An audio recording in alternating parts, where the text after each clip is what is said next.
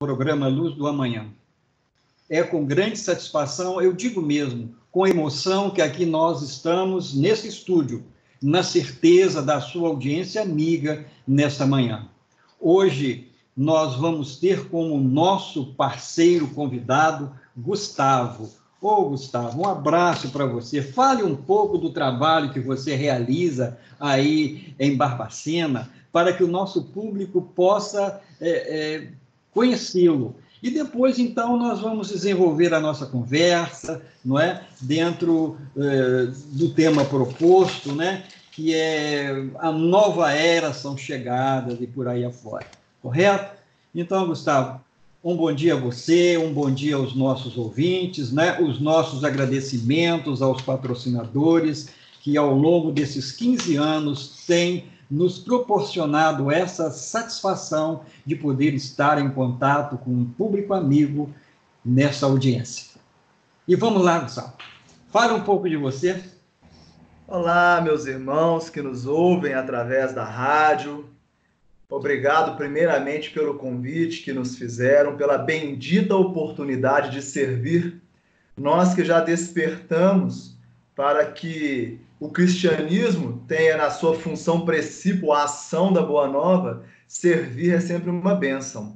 E poder falar ao público de Leopoldina e região, uma localidade em que passamos alguns anos nessa nossa oportunidade reencarnatória, é de grande alegria e emoção também para nós, meu irmão.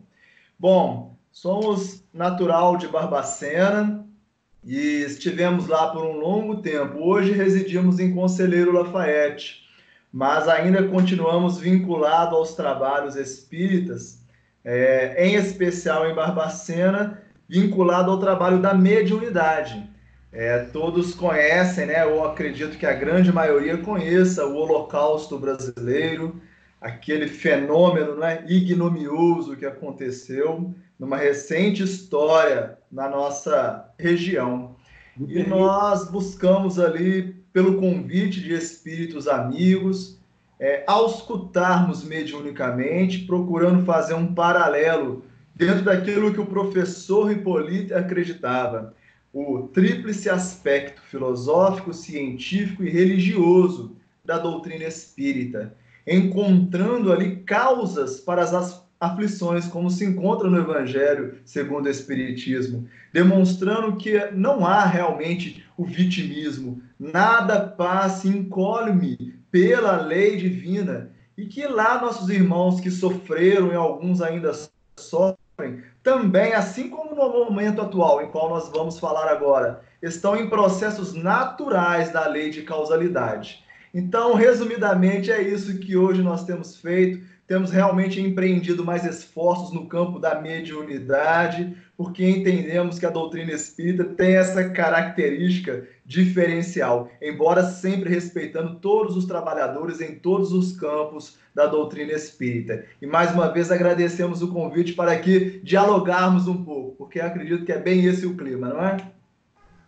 Gustavo, a nossa primeira questão para iniciar esse ping-pong, esse bate-papo, será que o mundo vai acabar? O juízo final está próximo, né? Diante dessa situação que nós estamos vivendo aí, dessa pandemia do coronavírus, né? Nós estamos observando que as pessoas estão envolvidas num clima, não é, de paranoia. E eu te pergunto, além dessas questões, essa situação emocional contribui para que essa doença se instale ou se agrave? Vá trabalhando isso conosco para os nossos ouvintes terem o prazer de ouvir a sua análise diante dessas questões que nós estamos lhe apresentando. Claro, meu irmão. Agradeço a pergunta, que é extremamente oportuna e muito inteligente, dado o momento em que vivemos e o quanto o conhecimento espírita contribui para o esclarecimento deste processo, tanto quanto a própria ciência, né? Vamos começar com a ciência humana. Então, eu aqui vou ser um mensageiro apocalíptico para alguns, mas hoje sabe-se, né, em estudos feitos pela astrofísica, que o nosso Sol, em aproximadamente 5 bilhões de anos, irá extinguir-se, todo o seu hélio irá gastar-se, seu hidrogênio, e fatalmente a Terra, o mundo, o orbe, escola Terra, irá acabar. Mas eu acredito que daqui 5 bilhões de anos, seria bom que nós não estivéssemos mais como espíritos ainda tão apegados às questões materiais. Então, sim, acabará, mas não nesse momento, sem dúvida alguma. Porque nós vamos buscar lá na Gênese, né? Falávamos muito sobre esse contexto, quando o professor Kardec trata, né, dos são chegados os tempos, e essa visão apocalíptica do Evangelho de João, ou do livro de João, quanto as pessoas ainda realmente confundem bastante o termo apocalipse com o final do mundo, e o quanto isso está gerando muito mais efeitos deletérios em termos de matéria mental em que estamos exalando do que benefício. Então nós vamos ler lá na Revista Espírita, para começarmos, que os espíritos já diziam o seguinte: já não dizemos mais que serão chegados os tempos, ou que os tempos estão próximos, mas que o tempo já chegou. Então, desde a metade do século XIX, esses tempos já são chegados. E a partir daí, Allan Kardec faz essa análise maravilhosa no livro A Gênese, demonstrando que não se trata de um fim de um mundo físico, mas de uma transformação moral. Ele utiliza o termo transformação moral.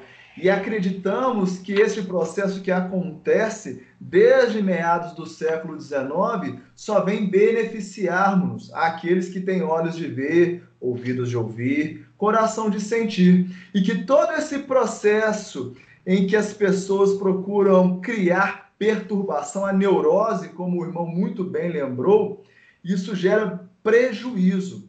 E é nesse mistério que nós devemos relembrar aqui André Luiz, que, segundo pensamos, foi aquele que melhor trabalhou esse contexto, do quanto as nossas emoções, os nossos sentimentos podem prejudicar a nossa psicosfera, que seria essa camada de matéria mental gerada pelo pensamento da humanidade encarnada e desencarnada. Então ele vai dizer o seguinte, lá no livro Mecanismos da Mediunidade, no capítulo 4, o seguinte, que matéria mental é uma matéria e é sinônimo de pensamento. E que essa matéria mental, ela constitui-se de nêutrons, prótons, bíons, elétrons, enfim. Ele faz uma perfeita sinonímia entre os átomos físicos e os átomos mentais. E também nós vamos perceber o quanto o átomo mental, muito estudado pelo grande pesquisador Hernani Guimarães de Andrade, vai influenciar nos corpos físicos, quando ele utilizava o contexto do modelo organizador biológico. E eu estou trazendo essa explicação científica, porém, e espírita, para mostrar o seguinte: se nós nos deixarmos levar por essa corrente de medo, que em nossa humilde opinião é ignorância ou falta de fé em um Deus, um Pai justo, bom e misericordioso, vamos prejudicar nossos irmãos que sequer têm o conhecimento que nós temos. E a nós espíritas, nesse momento, uma função importantíssima: sermos cartas vivas do Evangelho, daqueles que creem no Pai, daqueles que entendem que Deus é amor e que o amor não pune e que o amor não gera prejuízo, mas tão somente educa segundo as nossas necessidades. Bom, devolvo aí o nosso ping-pong para você, meu irmão. Sinta-se à vontade, se quiserem completar e somar aí com o estudo e a pesquisa que fazem também. O Paulo está aqui encantado com a sua explicação, né? Que você já desenrolou muita coisa que está somente na nossa mente ainda. Mas, buscando aqui o nosso codificador, Kardec, lá no capítulo 18, né? São chegados os tempos, ele menciona uma coisa muito interessante, que eles enrolam um pensamento, mas lá no item 7 fala o seguinte: hoje não são mais as entranhas do planeta que se agitam, são os da humanidade. Então, Gustavo, estamos agitando as entranhas da humanidade nesse momento? Sem dúvida alguma. E isso é bom, e isso é maravilhoso. Porque é exatamente através dessa agitação que nós vamos promover a transformação moral, que no mesmo capítulo Allan Kardec há de trabalhar. É interessante, permita-me retornar, André Luiz, em Mecanismos da Mediunidade, lá no capítulo 1º, ele vai dizer que onde há vida, há agitação, e as ondas são efeitos dessa agitação, e essa agitação nada mais são que a frequência dessa matéria mental. E ele ainda vai dizer que a depender dessa frequência, que é o resultado da agitação, que por sua vez é resultado da vida, ela tem uma interferência em ser uma frequência maior ou menor, sendo mais salutar ou deletéria. Para usarmos uma terminologia evangélica, podemos relembrar o apóstolo da gentilidade, Paulo de Tarso, que diz: bendito aguilhão. Então estamos sim sendo aguilhoados para progredirmos, porque o professor Kardec deixa claro neste capítulo 18 que tudo isso se dá em função da lei de progresso. E se nós não progredirmos por nós mesmos, pela nossa desenvoltura moral e intelectual, o bendito aguilhão do Pai vem nos tocar as consciências através da bendita dor, para deslocarmos-nos moralmente e intelectualmente. Sem dúvida alguma, esse é o olhar espírita sobre esse processo pandêmico sobre o qual passamos, meu caro. Devolvo para você, Sandro. Perfeito. Também, se a gente olhar lá na própria Gênesis, nesse capítulo, nós vemos como os ambientes interferem uns com os outros. Em algum momento, algum irmão aqui fala que cada setor, vamos supor, eu, como indivíduo, em vibração, eu interfiro na minha família.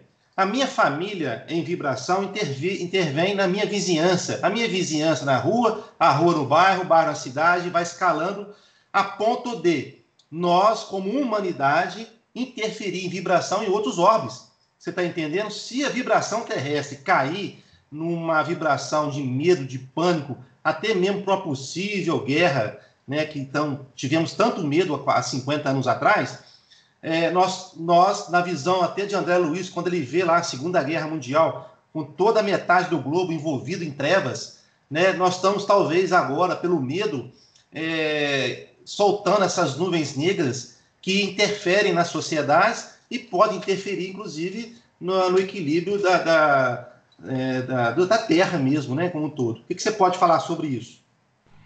Mais uma vez agradeço a oportunidade de sermos recordados aqui sobre esse texto maravilhoso. Se não nos enganamos, o Espírito Arago vai falar no item 9, parece, do capítulo 18º da Gênesis. E ele faz uma relação maravilhosa, porque ele vai falar das nebulosas da nossa galáxia e que há interferência entre as galáxias.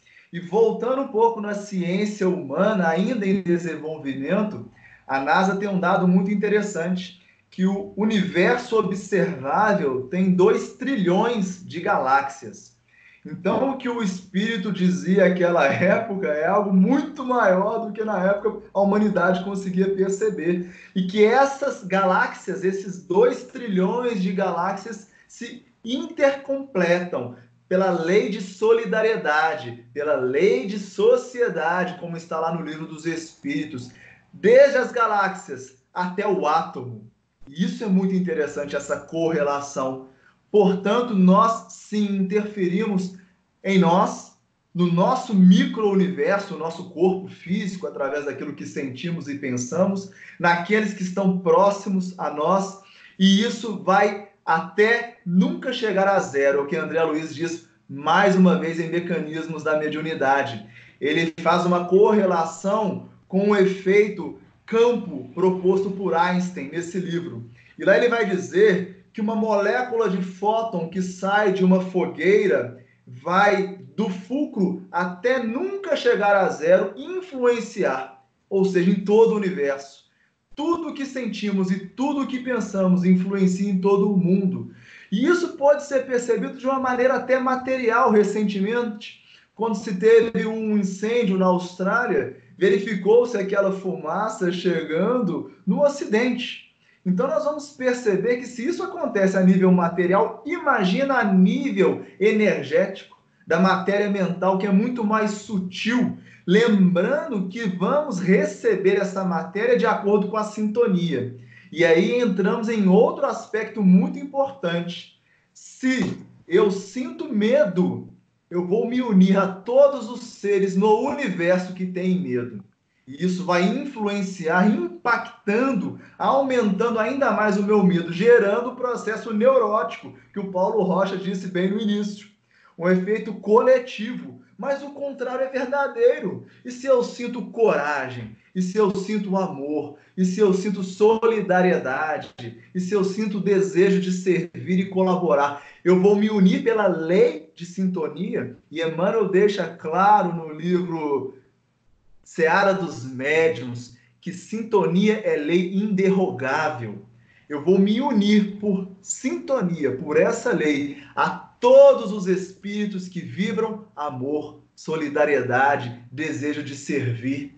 Isso é uma evocação muito mais eficiente que qualquer prece, até porque os espíritos nos ensinam, lá no livro dos Espíritos, que a prece que mais agrada a Deus é o trabalho no bem. É por isso que eu estou tão feliz de estar aqui e é por isso que eu preciso parabenizá-los por esse trabalho. É um trabalho no bem. E nesse momento em que estamos reclusos em nossos lares, chegar aos nossos lares, essa materialização de sentimento e pensamento cristão através das ondas do rádio é fundamental. Então eu queria mais uma vez parabenizá-los. Esse trabalho, sem dúvida, pode ampliar muito mais a frequência daqueles que momentaneamente estão com medo. E a instrução pode gerar exatamente o motivo para não mais termos medo.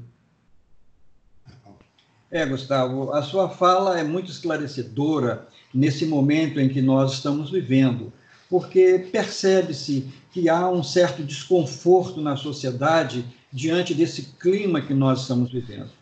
E o comportamento de espírita e de cristão é aquele de levar alento, conforto, chamar as pessoas ao equilíbrio, relembrando aqui a figura do Mestre Jesus, quando ele coloca de uma forma muito especial, em um dos trechos do Evangelho, eu não sei qual é, mas eu guardo de memória, aquele que está no andar de cima, que não venha para o andar de baixo. Ele está falando da nossa condição mental, em estar numa situação de superioridade, em alfa, e quem está lá não se permitir vir para o andar de baixo, descer a sua condição vibracional, porque se nós permanecermos em cima, esclarecidos e com o desejo de servir, naturalmente nós vamos puxar os nossos irmãos que estão em vibrações de infelicidade, levado pelo medo, pela angústia, desinformado muitas vezes, não fica nessa situação aflitiva, nesse lamaçal de dúvida, né? E isso promove o quê?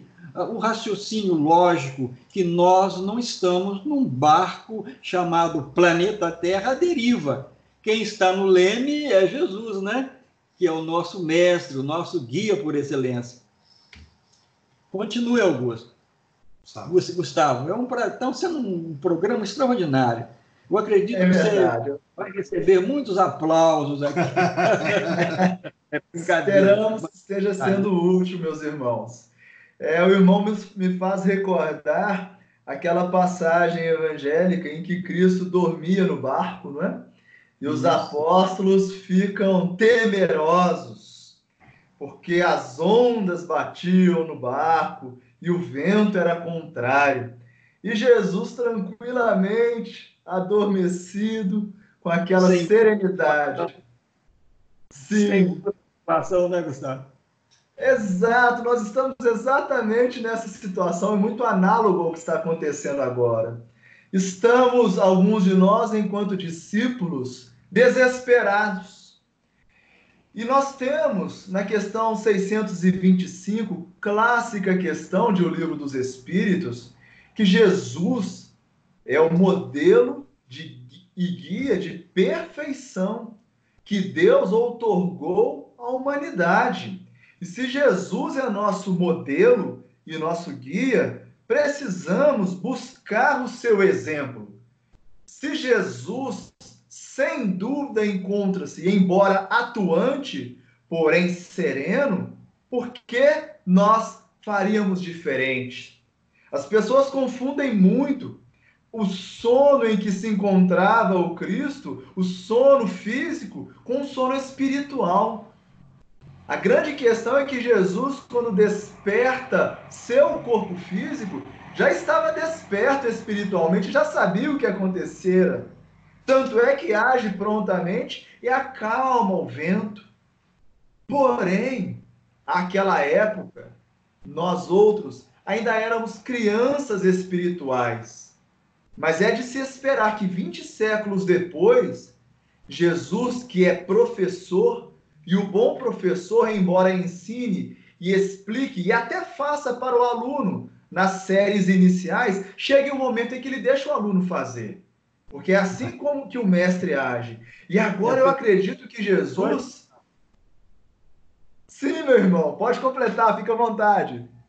É o que nós estamos vivendo hoje, esse momento dorido por que passamos, né? Esse momento de grande ansiedade que nós estamos vivendo, é um convite a meditar, a buscar os ensinos de Jesus, trazendo-o para a atualidade. Buscando a questão 625 que você citou, eu acho muito interessante que às vezes as pessoas leem, mas não aprofundam um pouco na pergunta e na resposta. Jesus nos ofereceu.